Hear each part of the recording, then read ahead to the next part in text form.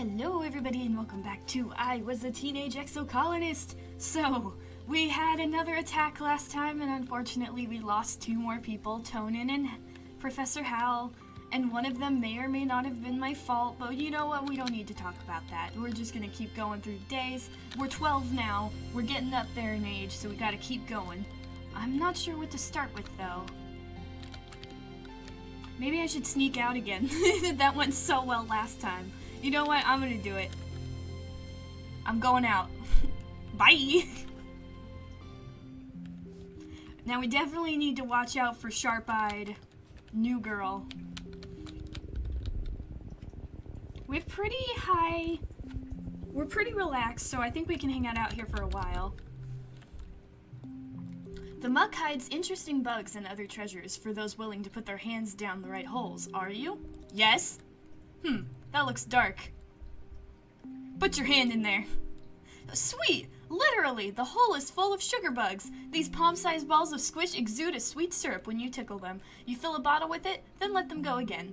Should be worth a few kudos to Auntie Sita in the kitchens, and I'm sure she will not ask where I got it from. Ooh, a mushy log. Oh, another hot-eye! Hello! You spot hop-eyes playing in the clearing. They let you get pretty close to watch them chatter to each other and rub noses. They're all friends, just like people, but they hop away if you get too close. Animals challenge. I don't think I can do that. Let's turn back. Better to be safe than sorry. Especially after last time. You leave the path and sneak through a strand of mush trees to one of the little sawmills dotting this area. It's a small but busy operation. 3 people feeding mush tree logs into some kind of machine while a 4th one directs a 4-legged robot with a plasma saw mounted on the front. Watch what they're doing. You stay out of sight and watch how they do it. When one tree crashes down, it almost seems like the others are wincing. It's probably just your imagination, though. They aren't planting new ones or leaving any behind. You know the mush trees regrow every year, but can they still regrow when you cut down everything like this? Oh no, that's not good. Even the smaller trees and bushes are getting ground up for mulch, with a big scary grinder that sounds like a roaring beast. The entire process makes you uneasy, but also proud of how industrious your colony is. No, don't be proud! It's dangerous! They're gonna ruin everything. People are gonna get mad. Maybe that's why we're getting attacked. Maybe the freaking like world is actually upset with us. Dees! Are you okay? The second sun is beginning to set, and you're planning your route back to the gates when you spot Dees in the distance. He waves you over. Hi, Abby, he says gloomily. He sighs. I wish we didn't have to go home. I wish we could stay out here forever. Me too. What if... he begins. What if we didn't go home? Today, I mean. What if we stayed out and camped overnight? He gestures to the pack on his back. I brought a tent, just in case. And a perimeter sensor. I found a spot right near the depot that looks safe. Yes, camp out, camp out! Dee sets up the tent while you place the perimeter posts around the edge of the clearing. If anything trims this invisible wall of your campsite, at least you'll know about it, and then we can run. Without even saying goodnight, Dees crawls into the tent, takes off his jacket and stuffs it behind his head, then curls up in a ball facing the wall. He falls asleep almost immediately. You crawl in beside him and pull a thermal blanket over yourself. You're exhausted from a long day hiking in the jungle, so despite the excitement of being out in the wild at night, you quickly fall asleep as well. You both wake up to a blaring alarm and bright lights filling the campsite. It's the perimeter alert! Something must have triggered it. Dees sits bolt upright and looks at you with wide eyes. Should you go out there and check? Yes! My bravery's pretty okay. Alright, we need 27. We got this. Let's see. 0, 2, 2. Can I make that higher? No, that's the same either way.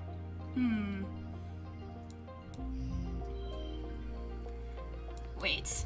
2, 2, 5. There we go. Let's see. 5, 5, 2, 0. just for fun. We only... goal of 0, huh? I wonder how we're gonna do it. No! No! But you have to show me that! Okay, let's... hang on. Whoop-a-da-ba-bo, pretend we don't see the pain. There we go. I'm brave! I'm brave! You both carefully open the door and peek out through a crack. Nothing. Whatever it was, the light and noise must have scared it off. Yeah, but now somebody might have heard us. The sun is almost up, and you're definitely not getting back to sleep after that, so the two of you eat soy rations and quietly watch the sunrise over the jungle together. Aww. When the surveyors open the gates and start prepping for the day, you pack up your gear and go home. You expect the worst, but nobody even noticed you were gone.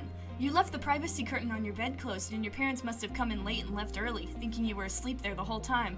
You're lucky, but it also makes you feel a little sad. Yeah, we're kind of getting neglected, aren't we? You're back! You spent the month exploring with Dees, my bestie. Oh no! You've been having weird dreams as usual. They seem to get worse around Glow. You wake up from a dream that has tears drying on your face, but you can't remember why. Just that you were terrified. Whatever it was, it felt real enough that for a moment, you just lie there in your bed with your eyes closed and try to calm your breathing. You blearily rub your eyes and... Surprise! Oh, it's your birthday! Your dad leaps onto your bed and gives you a big cuddle. Happy birthday, little tomato head. 12 years old. Wow, can you believe it? You guys ignore me all the time. I'm lonely. No, your mom answers for you, laughing as she hands you your presents. It was just yesterday Antecedent was showing me how to change your diapers. Because it's your birthday, your parents have brought in food from the canteen so you can all eat together on your bed. As you stuff your face with savory tofu chunks, you open your presents. Which one is your favorite? A bouquet of exotic flowers, stuffed xenofauna from your dad, or a photograph from your best friend? Aww, I don't know. +1 strength to cards. Photophoner, +1 bravery to cards. I have a lot of strength. I think I should go... I have that. I'm gonna go with the photophoner. A photophoner! This instrument is part flute and part paintbrush, and uses a neural link to paint holograms in the air as you play. How did Dees know? Oh, it was Dees! Oh, I love Dees. What a great gift. You can't wait to practice it in the lounge. Everyone's going to love it. As your dad clears away the wrapping paper and the dishes from breakfast, your mom folds her hands on the table and gives you a serious look. Uh-oh. So, she says, we've been here for 2 years now. I know your dad and I have always said you're in charge of your schedule, but we've been keeping an eye on you. No, I didn't do anything. A loving eye, your dad interjects, stuffing wrapping paper into the recycler pickup bin. A trusting, gentle eye. Professor Howell used to tell us all the time about how hard you're trying in school, your mom continues. That's great. Your dad and I are really proud of you. Working might seem fun and grown up when you're a kid, but if you want to do more than manual labor, you'll need some book smarts too. Your dad joins in again. So, it's time to start thinking about how you're going to contribute to the colony when you're older. I'm 12! Give me a few years at least. At the look on your face, he laughs. Don't worry, we're not going to make you get a job right now. We're just asking, what do you want to be when you grow up? Oh god, existential dread, a parent with 10 kids, hell fucking no. Captain of sports ball, a famous idol, a monster hunter, governor of Vertumna, persuasion 5. Ooh, I've got all of this. You guys say I haven't been doing anything. I've expanded on all of my stuff, luckily. I don't want to be a farmer. Definitely not. Not a parent. Monster hunter could be cool, but I want to work with the animals. I don't want to kill them, you know? Famous idol, that sounds like something Mars would say. A teacher? Governor of Vertumna. I mean, I was gonna say I couldn't do as bad as the normal governor, right? And then I realized I have caused the deaths of, like, a person. I don't know if Tammy and the other guy count as my fault. I don't know if I could have fixed that. Let's see. I'm gonna go with,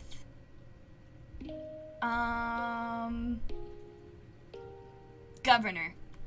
Your parents chuckle fondly. Governor Yabby, your dad says. That has a nice ring to it. Can your first decree be Taco 2 days? Udicott has to retire someday, your mom adds. She's right. You're not sure how old Udicott is, only that she was already ancient when your parents left Earth. You think she looks at least 100 years old. Do you have to be super old to be governor? Is that a rule? Seems like it.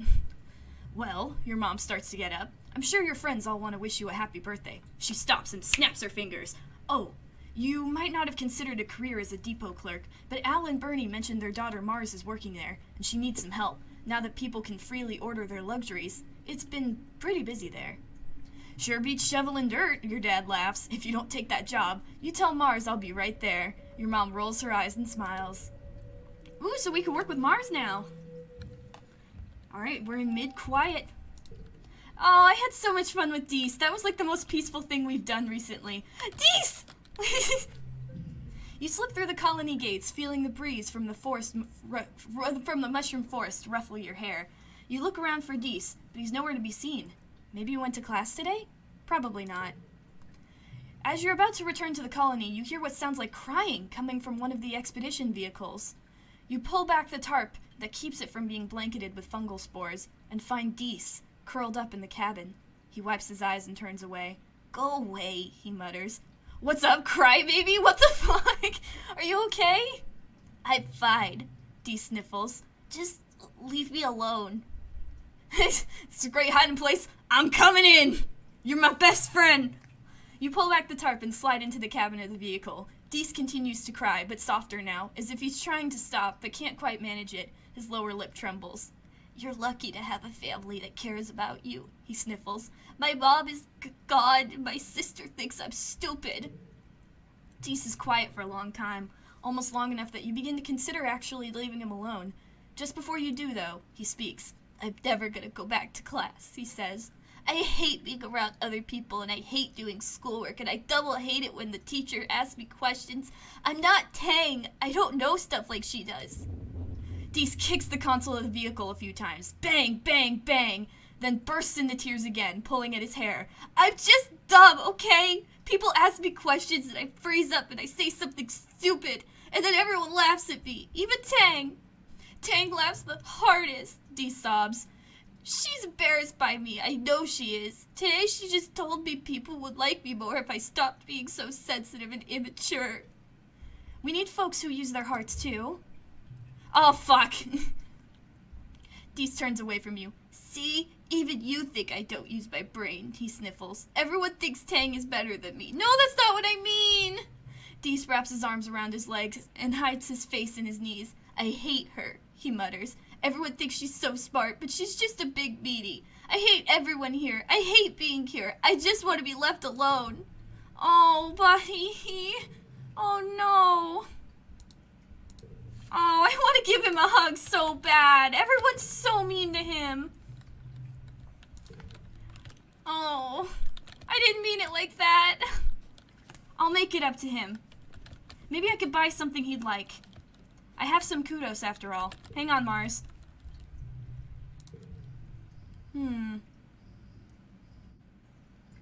I can't afford anything even if I wanted it. Alright, what about the thing, working with Dad? Oh, hey, Abby, Mars says, breezing past you. I'm sorry, I can't talk right now. I'm on my way to work in command. She stops when you don't sound amazed enough. You know, the supply depot, she clarified. It's the most important job in the whole colony. Anything that gets made here goes through me first. Mars's smug smile somehow gets even more smug. Plus, I get first pick on all the best stuff.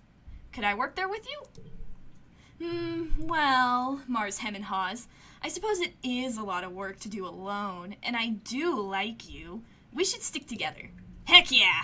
Whatever Mars does to pull Administrator Seek Stringsby works, because an hour later you get a message from there on your holopalm. Hey, Seek should be, like, more nice to me. I know I've only done the jobs they asked me to, like, 2 times, but I still did it.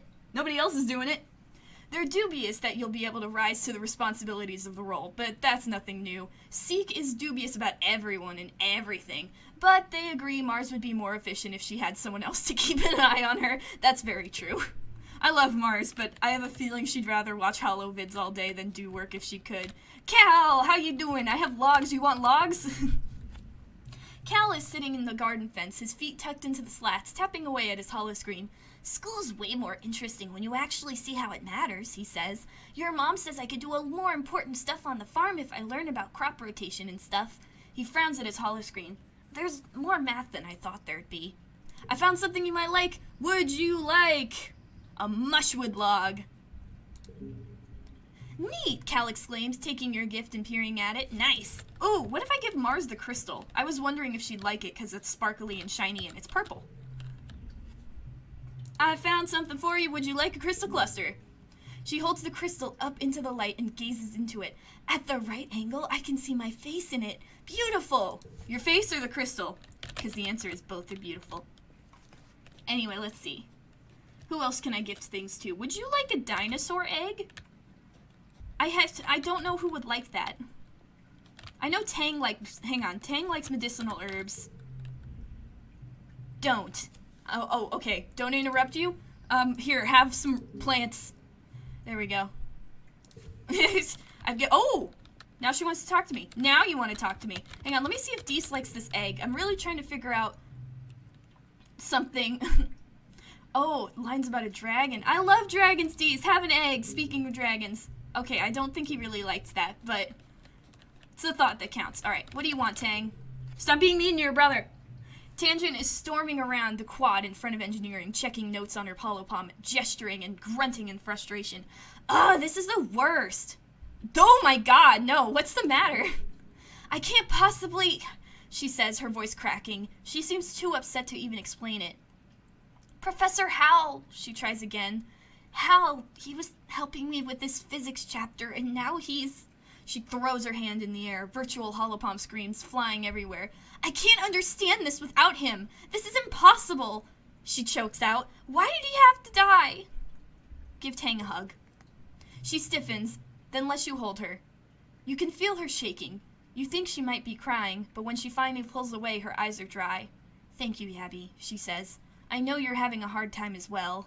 Nothing is easy on Vertumna. When even the adults can't protect themselves, it's obvious we're on our own out here. Engineering 30? Alright, I definitely can't help you, so, good luck! Tang nods, going back to her notes. Thank you, she mumbles. I'm sorry, I wish I could help. I will help, hang on. I'm going to do engineering today, because I want to help Tang some way. I'm still mad at her, but the colony is still reeling from Professor Hal's death. You're not sure who to expect when you go to class today. Oh, who are you? You take your seat in the classroom. Chief Engineer Instance is chatting near the front with Tangent, but as the class fills up, Tang returns to her seat and Instance fires up Congruence's holo projection. Alright, listen up, Instance says. Congruence is expensive as hell to run in interactive mode, but she'll have to do as your teacher for now. I'm far too busy to be teaching children. Today, Congruence teaches you about machine learning and the development of artificial intelligences. Congruence has been a part of your life for as long as you can remember. It's hard to imagine a time when people didn't have access to such a powerful, all-knowing intelligence. How did people used to learn anything? I don't know. I don't remember anything, honestly. I'm surprised I never forgot how to read. Why is that locked? I don't know. Got it! 1 engineering. Oh, 2 engineering. Nice. Late quiet. Alright, I'm not entirely sure what to do. I think I may relax this month. Unless I can work with Mars at the depot again. Found something I might like. Oh, too soon to give another gift. Okay. Can I work in the depot? Oh, I can. What's this? Okay, we get organizing and persuasion and kudos. I suppose we can work at the depot, get some kudos, and then relax the next month. And then we can sneak out again. I like sneaking out. I'm a rebel. Work in the depot. Seek rolls their eyes when they see you report to the depot for your first day as a clerk. Oh, it's you, they deadpan. Well, at least you might learn something useful while you're here. The depot is where Precious Nanoprinter lives. Seek lords over it like a tyrant, and they don't like children. I mean, it is a nanoprinter, very expensive. I mean, remember that Anemone's mom said the queue for it is like a week long? I can understand why Seek doesn't want anyone near it. I'm on their side. They load the depot module on your holopalm and walk you through the process. People submit requisitions for the nanoprinter through this portal, they explain. It's your job to program the correct routine into the nanoprinter to fulfill their order. Then you mark it as available for delivery or pickup, depending on if we have a delivery person available. Seek rumbles. And we almost never do. Yeah, because I don't do my job. With that perfunctory explanation, Seek leaves you to figure out what to do on your own. It's okay for the first hour or so, because no one puts in a requisition at all. It is pretty early. Maybe everyone is still asleep? Let's clean and organize. There isn't a lot to organize, as you don't store a lot of stuff here except for things that people need all the time, like toothpaste, but you find a bucket and start to mop the floors the old-fashioned way, because there's nothing wrong with taking pride in your work. You're jerked back to reality by a haptic pulse through your holopalm. Your first order! You excitedly open your holopalm and read it. Elbow grease, 1 gallon, it reads. From Cal, Geophonics, delivery ASAP. Very funny, Cal. You dismiss the phony requisition. Ha, Cal's got jokes. Another one pops up on your holo screen. Flashlight fluid, anemone, sports ball delivery, ASAP. I can't even. Oh, come on, anemone. I should know that this is a joke at this point. No. There must be something wrong because you're not finding anything under. You're about to punch in. Oh my god. Mars, fuck you. You're about to punch in the parameters for something similar to what's in the requisition when you hear someone laughing behind you. OMG, Mars explains, leaning over your shoulder to look at your holopalm. Are you serious? Are you kidding me right now? Like, Yabby, that's not even a thing. Did you tell them to do this, Mars? Mars snaps her gum in your ear as she reaches over and dismisses the requisition. Here, I saved you from being a nullhead today. Now you owe me one, she says. I take payment in acts of service. She hops onto the depot counter and primly crosses her legs.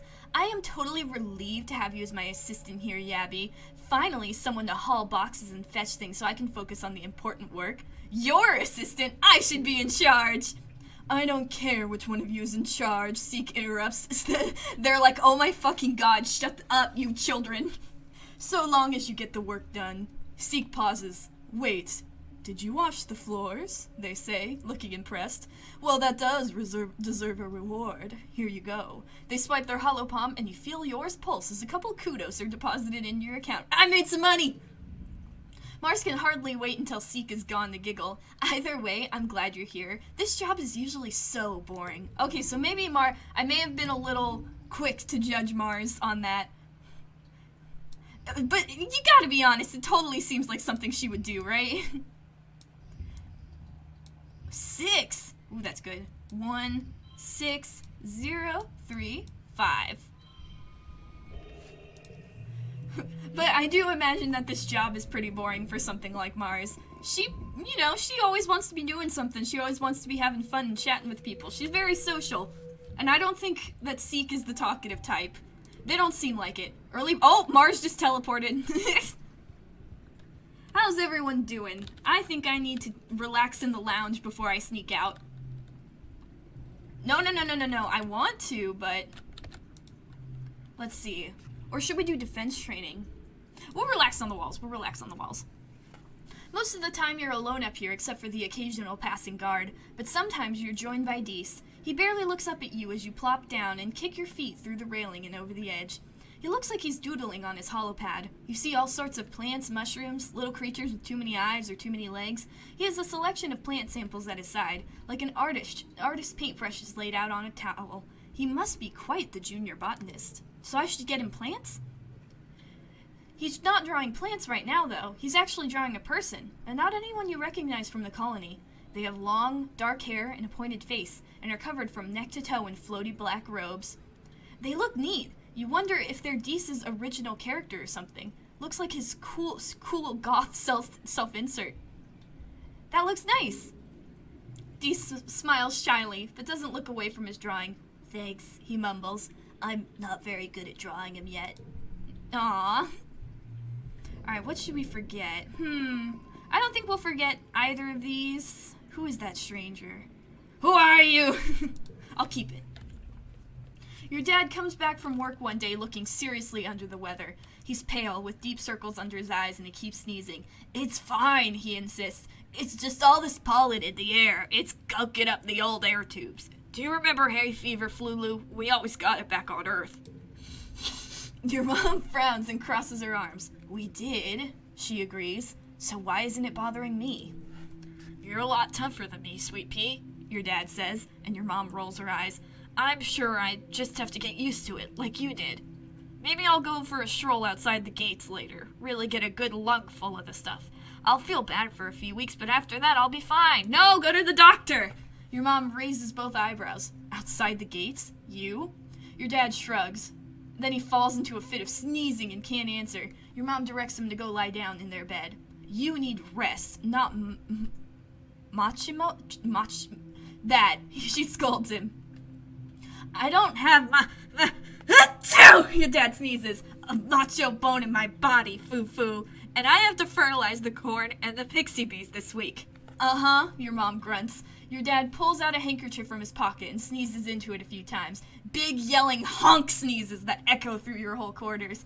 He pulls it away from his face, and you can tell that something's wrong. No! Dad, no!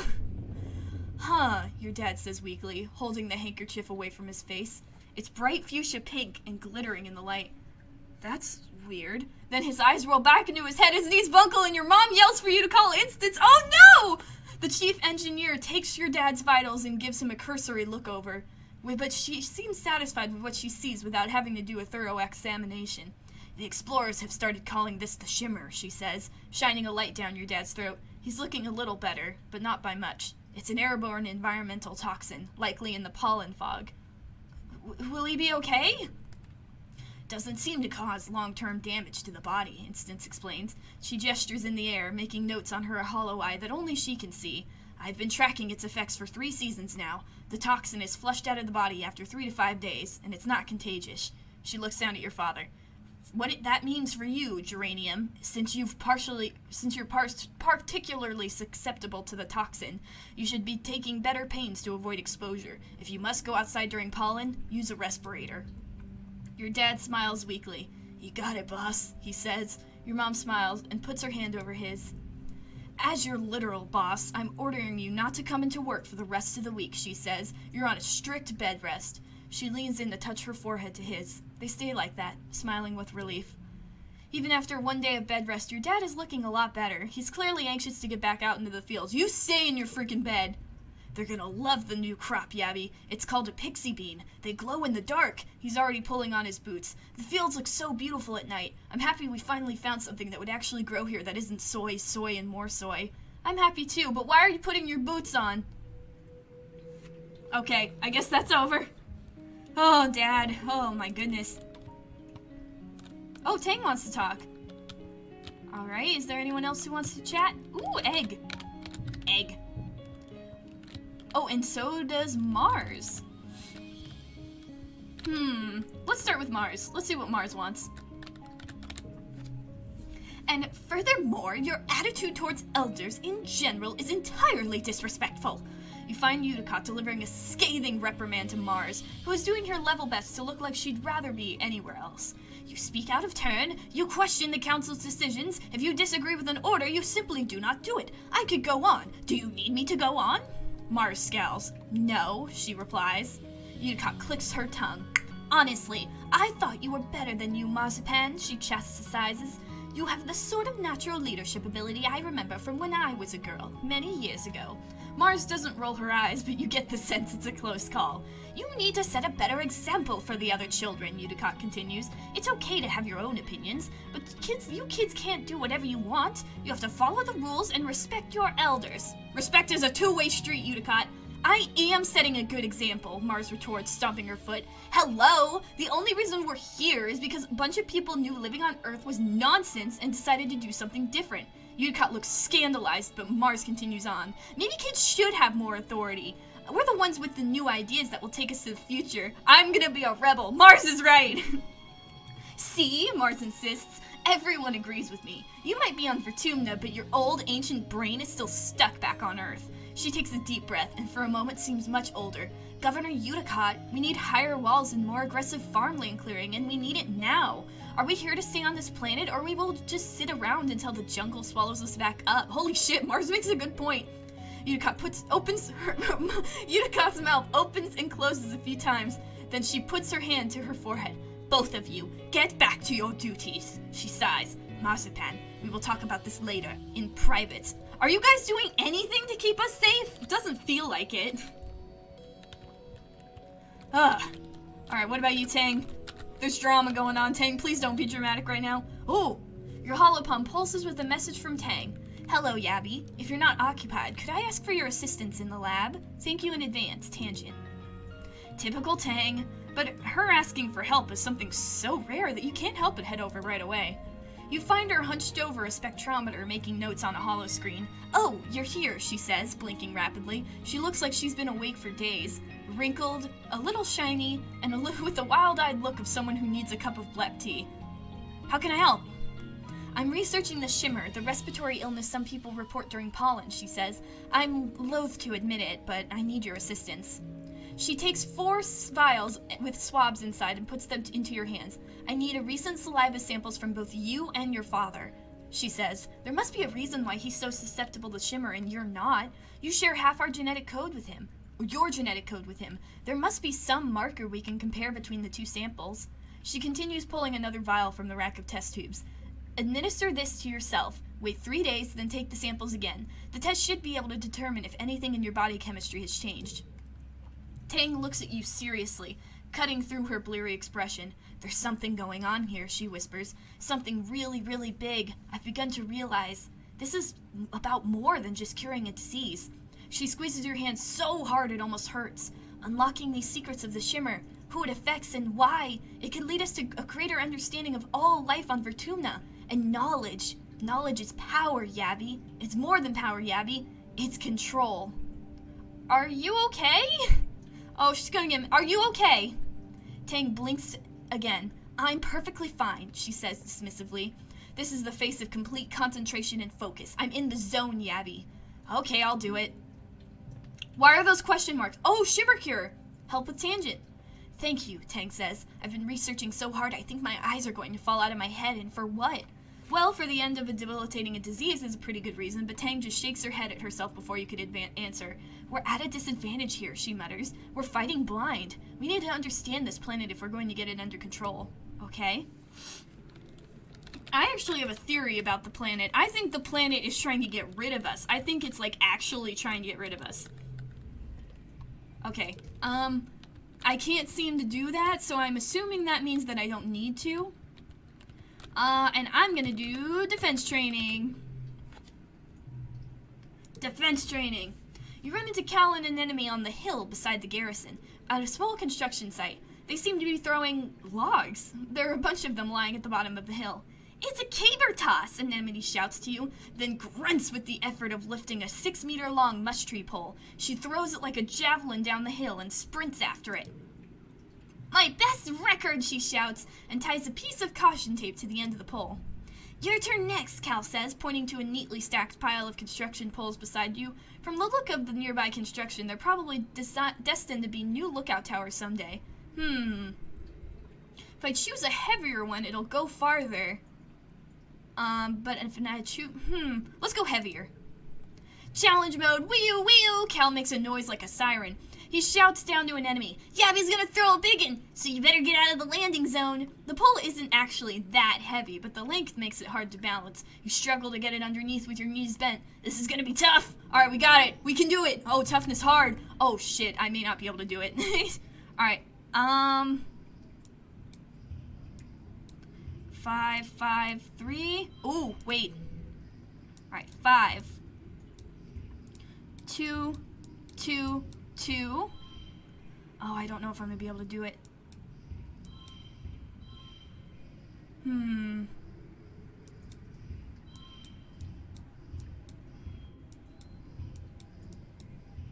No, the other one was better. There we go. 25. We can. Oh, I don't know if we're gonna be able to do it, but I might be able to. Oh, if I push through, I'm gonna be so stressed out though. 1, 2, 3. Oh, I'm so close though. Push through. Yes. The pole sails down the hill past all the other poles, coming to rest, sticking out of the ground. Wow, you beat my best distance, Anemone says when she jogs back up. Players can't beat each other in Mushwood Toss, Cal corrects her. They can only beat their own high scores. But you get 2, no, 3 bonus points if it sticks out of the ground like that. You play for the rest of the afternoon, adding rules and variations as you go. You don't stop until the entire stack of poles are in a jumble at the bottom of the hill, and decorated festively with caution tape. It's a wonder you got away with this. That's true. I'm surprised they didn't... the adults weren't like, what the hell are you doing? Whew. We did good. And it's late pollen. Let's see if anyone wants to chat before we sneak out. Egg? Oh, Anemone likes the eggs. Is that an alien egg? Cals exclaims. Wow, I wonder what's inside of it. If it's still warm, maybe we can hatch it. He lifts it up and scrutinizes it. Anemone's always talking about wanting to eat a big ol' alien egg, he says. If this one's not fertilized, I'll give it to her. Awesome. Do you really think there are aliens out there? Mars asks, looking out at the colony walls. Like, not the weird monster animal ones, but like human-type ones? I think so, because I saw somebody. I saw somebody and I will find them again. That's part of the reason I keep venturing out. I want to see if I could get far enough to actually see them. Alright, sneak out. I keep going this way because I don't want to get caught. Oh, there's a hop eye. Oh, I can't go past him. Let's see. You spot a group of hop eyes playing in a clearing. Oh, it's the same thing as before. Can we try? Oh, easy. Oh, easy. Yeah, we got it. Alright, 0, 2, 3. 0, 2, 2. Is that better, or is it... Alright. 0, 1, 5, 5. And there's the stranger! 5, 5. Oh, wait. Oh! 2, 2, 2. Victorious! Oh, we got more animals from that, too. The hop eyes are wary at first. You crouch down and copy their cute little squeaking noises. You bounce towards them, and amazingly, they don't hop away. You play with the hop eyes for a few minutes before moving on. Cute little guys. I'm a rebel. Okay. Ooh, there's a medicinal herb. We could give that to Tang. Alright, I'm gonna keep going this way. I want to get further and further. A large... Whoa! What is that? A large woolly blue creature is floating here, a meter off the ground. It seems to be upside down, which is causing it some distress. Its segmented legs kick uselessly in the air as it tries to right itself. This must be a float cow. The colony is working on domesticating these, though you haven't seen one up close before. Her slitted eyes look at you imploringly. She makes a helpless lowing noise and tries again to flip over, but she can't. Pop it! No! Figure out what's wrong. You take a closer look at the float cow. You've heard they float using a certain ratio of liquid gas in their membrane bladders. So after some consideration, you figure out the bladder on her back must be too full of liquid. I need 20 animals. How much animals do I have? 10! Oh no! Pop the float cow? There's nothing for it. You have to pop her dorsal bladder and let the liquid drain out, or she'll never be able to flop over. Oh, she struggles and screams as you open your knife and jab it in her bladder, drenched by a hot explosion. Gross, gross, gross! The float cow spirals away as a sudden jettison of liquid propels her away from you. You hope she'll be okay, but you are decidedly not okay. Oh no, I feel so bad. Alright, keep going. We'll pretend we didn't do that. Ooh! What's this? Reach the end of this area. Oh, keep exploring. Stress has to be less than 10. We could keep going for a little bit, I think. You stop for lunch, eating an earth tree grown from your own greenhouse. A watermelon. Nice and sweet, like a solid potato pod. You munch away, spitting out the seeds. Let's just relax, maybe to lower our stress. Yes! You sit back and enjoy your midday rest in beautiful surroundings. Perfect, that'll give us more time to explore. Alright, do you see anybody? I think we're safe. A nearby pond has dammed up and washed out the path here. The path continues on the other side. Jump for it! Alright, 5, 4, 3, 0, 0, 2, 2. Oh, perfect!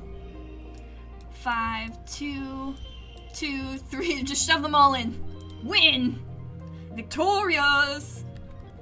Heck yeah, I lost kudos. Mars, stop stealing from me. You bravely fall in and get wet. You flounder towards the other side, soaked but victorious. Ooh, this is gonna be a longer episode because I'm exploring so much. Oh, it's you again! Oh, is your belly empty? Let's see. You walk into a clearing and immediately stop in your tracks. There's a Unisaur there. You've seen them before, but they still fill you with a sense of awe. A perception challenge, huh? What's my perception at? It looks... Let's do it. Oh, it's easy. Yeah, we're good. Alright, let's see. Let's save 1 5. 5, 2, 1. 5, 4, 3, 2. 0, 3, 2, 5, 5. Nice! As you settle in to watch it from behind a strand of mush trees, the Unisaur looks towards you, startled by your movement. You try to hold perfectly still and quiet your breathing.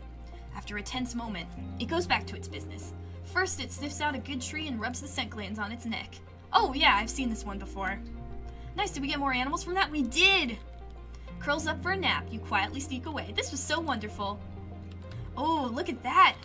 I'm doing so good, I'm losing a lot of stress too. Oh, we're in a mush tree biome. What is this place? You let your mind wander as you're walking and bumble straight into a field of gelatinous blob grass. Totally transparent, the sticky fronds are hard to see but even harder to ignore, especially once they start glomming on your boots and slowing you down. It's like trudging through thick mud. You stubbornly decide to keep going, paying close attention to the visible signs of this blob grass field. There aren't many, just an absence of other vegetation. Alright, let's see what we can do. Let's see. 1, 2, 2. 2, 1, 1, 1. 5, 3, 1, 5, 5. Yes! There we go. There it is. You can hop along from that rock to that fallen log and then climb over those old pieces of surveying equipment. You get through the villainous blobgrass. You spend a bunch of time on it though, and it takes some tricky balance. It's tiring. Alright, we're getting pretty far. I just want to try and get to the other zone, you know? Oh, we could go this way. Wait, is there anyone over here? There's 2 different paths. Which way? Should we go this way? Let's see. You come across clusters of mush trees. They're not fully grown yet, but they're still pretty big. It might be good to harvest them before they get all gross and mushy during the raining season. If you were older, you could probably cut some down and get some kudos for them. Give them a pat. You like the mush trees. You give 1 pat and are surprised when it moves under your hand. It's not the tree though, but a camouflaged creature lying against the trunk. It looks small and looks a little like an octopus or a starfish. Lots of long legs wrapped around the tree like it's giving a hug. Aw, we got a pat. Okay, I'm gonna start moving a little slower. Oh, we're like right near the fence. Oh, it's like a shortcut. How's our stress looking? Geophonics engineers have set up a worksite here using a RoboPlow. Oh, go another way. Alright, yeah, let's not go that way. Let's run back this way. And let's keep going. This might be our last one though, because we're high on stress. Alright, push your way through the plants. 5, 5, 2, 3, 3, 2, oh wait. Yes. 5, 2, 1, 0. Perfect. Find a good stick and whack, whack, whack your way through the tangle of growth. Take that, nature. Alright, time is passing. We're getting stressed. Yeah, this is probably the last one we're going to be able to do. Hopefully it is. You should go home soon. Oh no, you're minding your own business when you stumble into a low valley has connected a lot of that thick pollen. You cough and try to push your way through it, but it's pollen all the way down. Oh, go back. It said we should go home soon. We'll go home soon. I think things are saved the further you go. So let's run back and we will go home. We've been gone a while. But this was fun. I love exploring. We gotta get further and further. I think a lot of this season, this like next episode will probably be exploring. Alright, let's go home. You're back! 2 bravery, 1 perception, and we got a lot of other stuff too. My animals is 14 now. Heck yeah. And surprisingly, nobody noticed we were gone. Once again. Well, I think that's a perfect place to end it off for now. Next time, we're going to keep exploring because I want to see how much farther we can get. Maybe we can find the mysterious stranger. Ooh, flower. And then we'll see where we can go from there. Oh, wait. Does Dees want this flower? Hang on. I gift a flower to my friend. Dare you to eat this worm. Oh, I can do that now? Alright, actually we're going to save that for next time. I'm going to even save it at that so I remember. So, thank you guys for watching. If you enjoyed, please consider subscribing. Remember to take care of yourself, venture out into worlds unknown, and have a good day.